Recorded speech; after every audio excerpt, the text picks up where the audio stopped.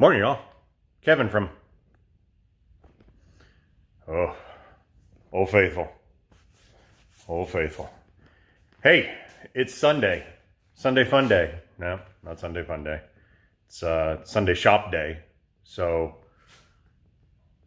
there's the truck. We're not working on the truck today. There's a Mustang. Not working on the Mustang today. We're going to take this Mustang out of here. And we are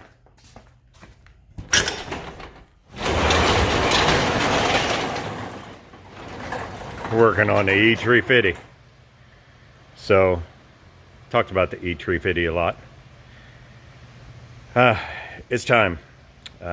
It's running good again. Had some problems with the ECU.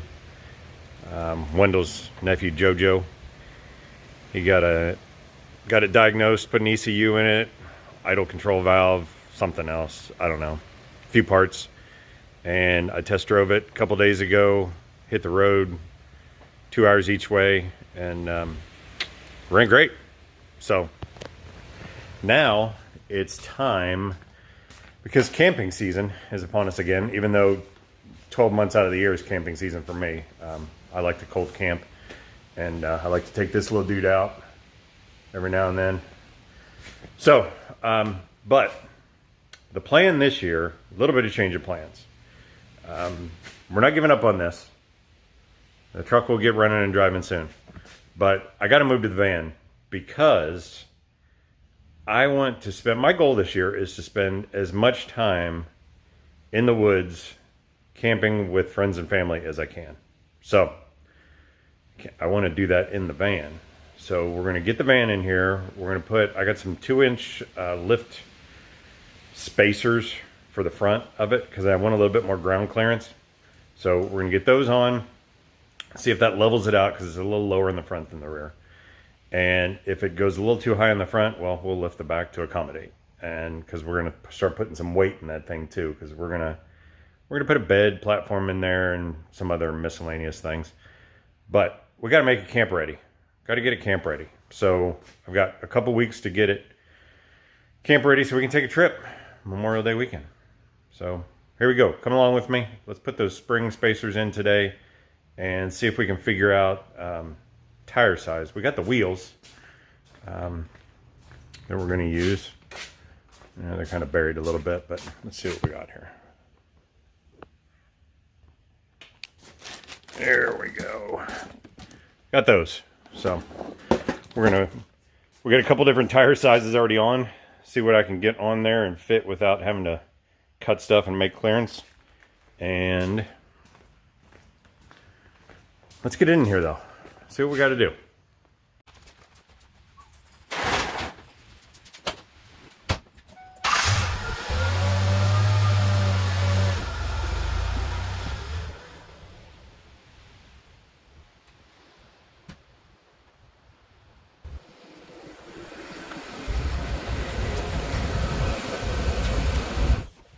Take a quick walk around. So lifting front, let's get that up just a little bit higher, just to kind of level it out. And then that rack is coming off, the big part. The crossbars will stay. I'm hoping to get, I got a third crossbar that I'm gonna put on there.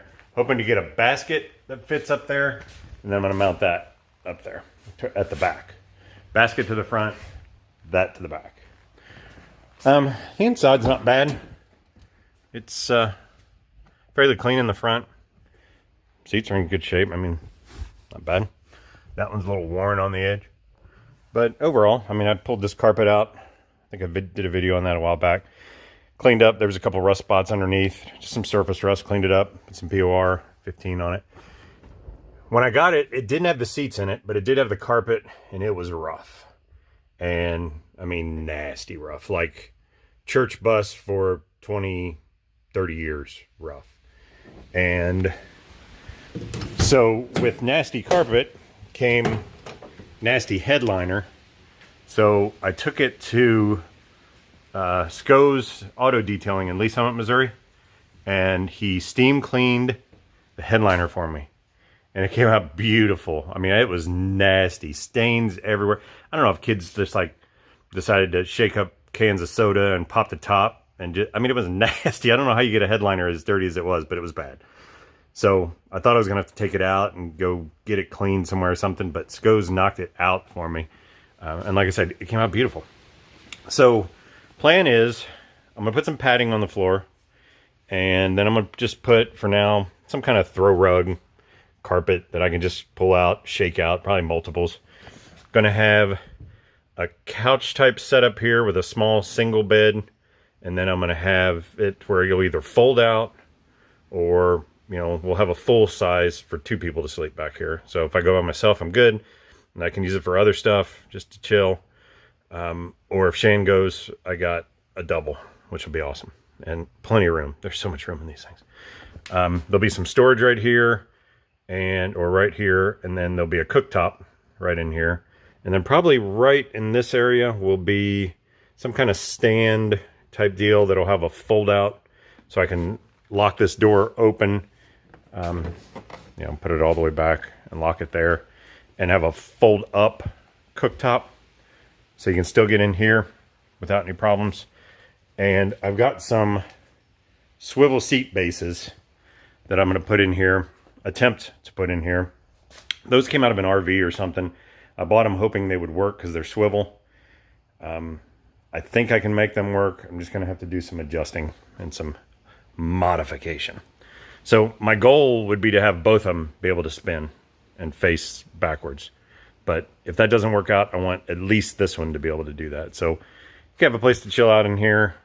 I'm also going to have like a couple of big ass bean bags I can just throw in here and chill out and camp. So this is it. Let's see if we can get this thing lifted up in the front, because my goal is to get some tires and new tires and those wheels on it, get the wheels painted. They're just gonna be black. Eventually the bumpers will be black, and I don't know, we'll see, just see how it goes little by little. Let's do it. Okay, pop the wheel cover off, jacked it up. I jacked it up on the beam, and there we go, jacked it up on the beam, double jack standed it, safety third. That way the suspension could hang, and it's just barely off the ground. So I'll pop this wheel off, and let's see what we got going on to get this spring out.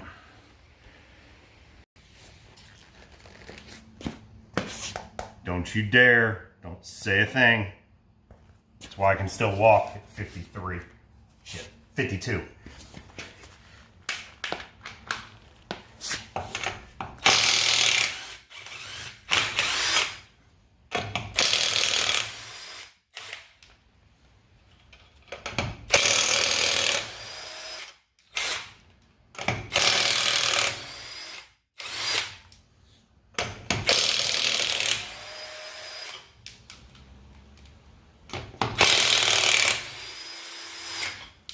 This Bauer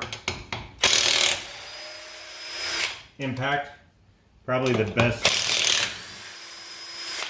69 bucks I've spent in a long time. I had a bunch of batteries already because I got that blower, their leaf blower. So it was awesome.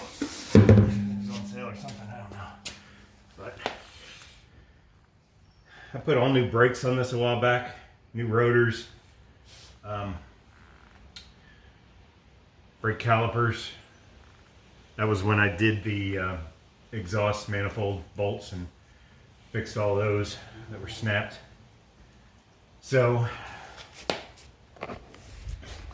here's what we're looking at. We're going to have to take this retainer clip off. I saw something that you have to, I only saw one video about these things, and it really wasn't a detailed video. He just kind of talked about it after he did it a little bit. You have to modify this or make a new retainer bracket. Might just be easier to make a new one by the time it's all said and done, because the spacer goes up here. So hopefully my goal is to not have to pull any of this. If I can get this arm to drop down enough to be able to put the spacer in. And I may be able to do that after I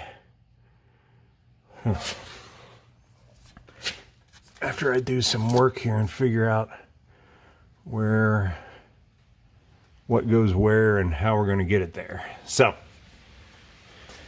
hang loose, we're going to get there.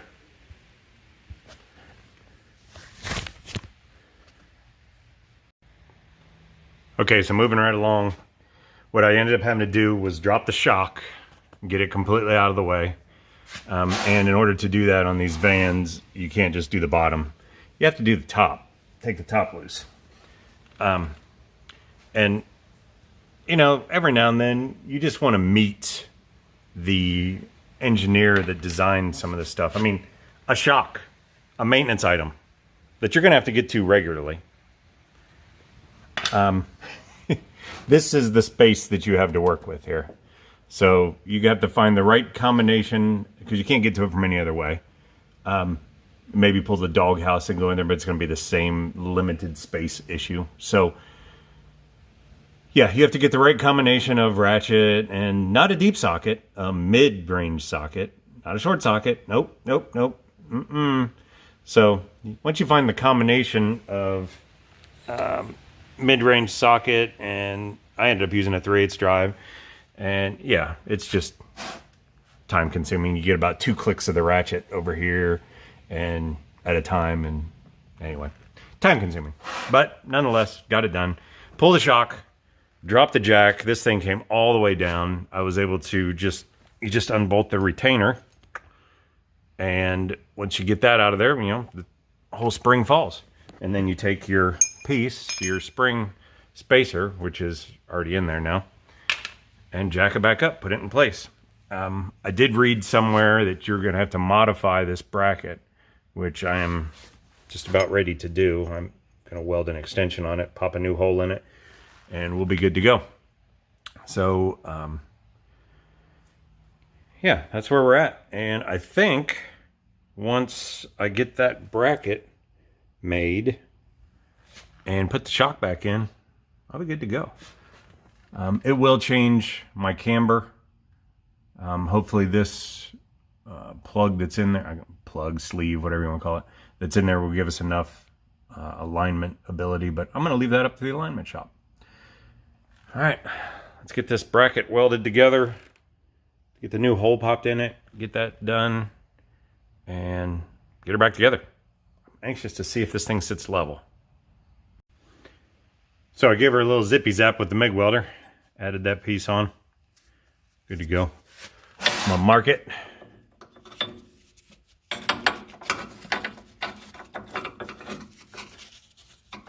Clamp that on there, mark where the hole needs to go, pop me a little hole in there, paint the bracket, and be done. Sometimes things do fall together. So she's all back together. Got my new bracket made, got my shock back in. I'd already put the tire and wheel back on before I remembered to grab the camera. So pretty easy install, in my opinion. The hardest part, honestly, is getting the damn shock off.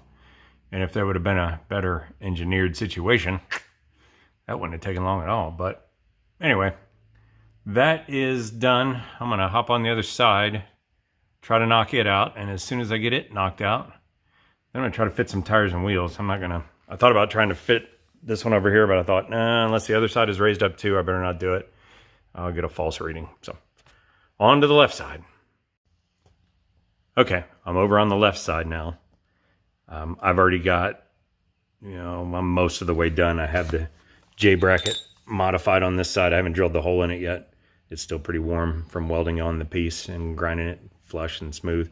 So let's just kind of go over a quick summary of what I did to put these spacers on. I bought these spacers off of eBay, a year ago probably, and just never got around to putting them on. And now that it's running good again, and I need to get some tires anyway, I'm going to put those wheels on it, some bigger tires, and I wanted it sitting level because the butt was higher than the front.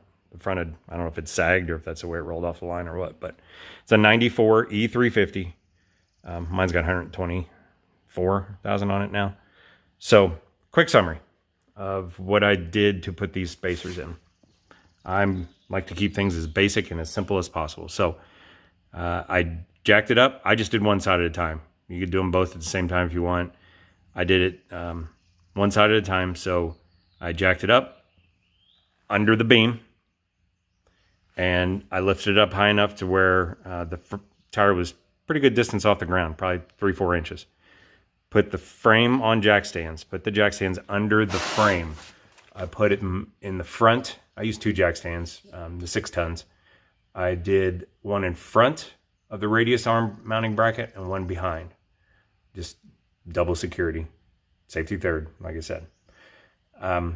Okay, then you drop it back down until the frame is resting on those jack stands. Make sure you're good and secure, not going anywhere. And then the easiest thing to do next is to pull the front sway bar and get it out of the way, because it's got to come out. So it's super easy, guys. 4 bolts. If you haven't had yours out, 2 on each side. There's no sway bar link ends because they just slide into this hole right here on the beam. It's just got a rubber grommet in it. Make sure your rubber grommet's good, because if it's not, that's going to bang around and make a whole bunch of noise. So literally slides right out. Super easy. Just get it out of the way. Set it off to the side. Next thing you're going to do, which is the hardest part, or was for me, was to take your shocks loose at the top. It won't work taking them loose at the bottom. That mounting point is too easy to get to. But the problem is they mount on a stud on the bottom. So there's not enough room to slide them off of that stud if you don't have the top undone. So you got to get in here with, the driver's side was even harder. I had to put a wrench up in here and wrench it from the bottom. This right here is 18 millimeter. The top bolt is 15 millimeter. So mine was coming off, doing real well on the driver's side. And then it all of a sudden started getting hard, and then it snapped. So the threads must have been boogered up or something. So anyway, I got it off though. So to me, that was the hardest part of the whole deal. Just getting the damn shocks off, just because a poor design to unbolt the top shock mount. Once you get past that, it's really super easy. You take your jack, which is still under the beam, safety third, 2 jack stands and the jack, and you let the pressure off the jack, let the beam come down. Take a little pressure off of it. Don't let it completely down yet, but take a little pressure off of it and unbolt your J bracket. It's the spring retaining bracket at the top of the spring. Remember, when you're doing this spacer is not there, right? So the J bracket comes here, hooks around the coil, but the top coil is way up here. So once you take that off, then let the jack down a little bit more to where this beam is coming down pretty far, and this spring will literally just come right out of the pocket. It wants to kind of fall forward a little bit, but don't try to grab it and spring it out of there with pressure on it, obviously. When you let that jack down, it'll just drop right out and kind of fall over to the side. So take your spring pad, cushion, spacer, whatever you want to call it, put it up on there, make sure you got it fitting in the right place, make sure you get it all up in there, jack the jack back up, put some pressure on it. I gave mine a couple of love taps with the hammer just to make sure it was seated and everything was sitting good. Jack it back up, put some pressure back on it. Don't lift the frame off the jacks. Just put a little pressure on it and get it up in its place. And modify your J bracket, however you're going to do it. Some people, I would think it might be easier just to make a new J bracket out of some strap steel. I don't know, it's 3/16 inch thick. Bend it however you want it. All it does is retain a J and hooks around there and goes up and bolts to the top. It just holds the spring in place, I guess, just in case you get enough air that this wants to fall down. I don't know. That would take a lot of movement, but anyway, it's just a safety precaution. So modify that. I'm getting ready to drill the hole in it, the new hole. Once you get that back up in place, bolt that down, get your shock back in, get it bolted up, get your sway bar, put it back on, put a wheel and tire on it, drop it back down on the ground. And hopefully you are 1.5 to 2 inches higher in the front than you were before. That's my goal. Let's see how it works out. All right, back in a few. Well, here's the finished view, minus the wheel covers. I just measured the wheel openings. I bounced on it quite a bit in the front, tried to get it settled a little bit. Probably didn't much. Measured the wheel openings, the center of the wheel opening on front and rear. 36 1/4-ish on the front and about 36 on the back. So I'd say there'll be at least 1/4 inch of settling, maybe more. So we are just about spot on. Did some tire fitting, and this tire fit really, really well. Gave me, I don't know, probably 1 inch, 3/4 of an inch to 1 inch back here at full turn, and about 1 inch full turn to there. That would be an easy trim. This would be too. Actually, the inner fender sticks out a little bit farther than the fender, but yeah, if it brushes out a little bit, that's not a big deal. But that's a 265 75 16. So looked good on it. Full lock to lock, no problems. So that's what's gonna go on it. We'll get them ordered. I don't know if that camber will calm down any. It's not real bad, but I think it'll probably calm down some. But I think they'll be able to, with those sleeves I've got in there, I think they'll be able to work some of that out and get me aligned and get me going. So next, wheels and tires. Let's do it.